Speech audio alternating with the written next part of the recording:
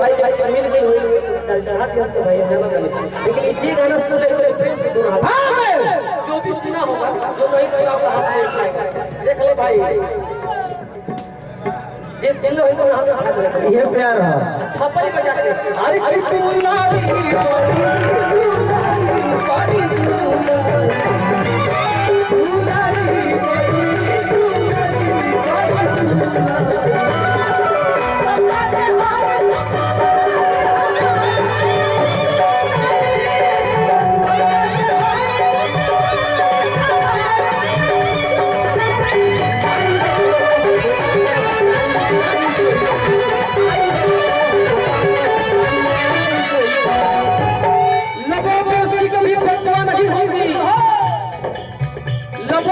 कभी बदुआ नहीं होगी, बस एक माँ है जो मुझसे कभी खफा नहीं होगी।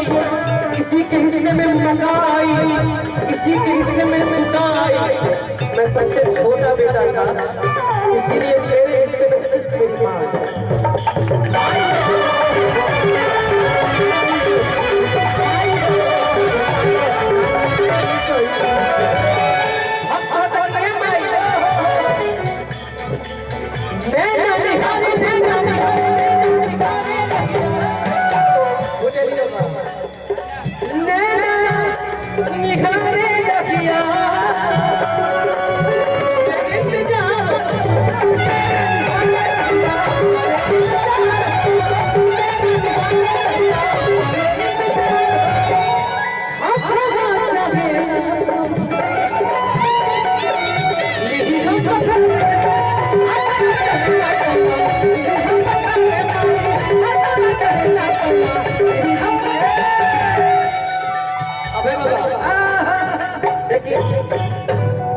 हनुमान जी की तरफ से बहुत पुरस्कार आ गया।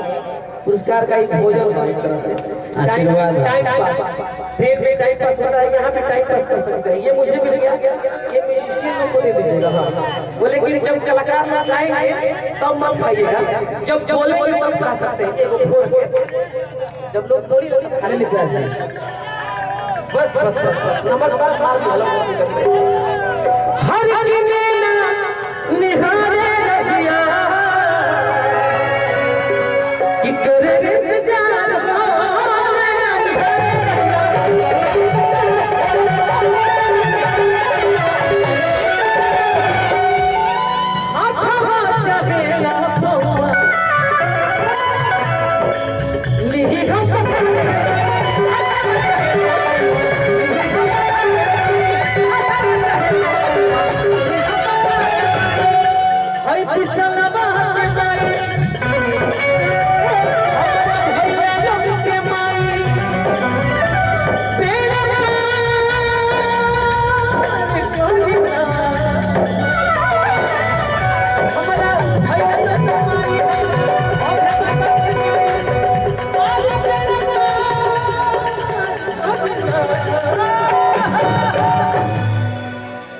हो बाबा कतनो निमन बात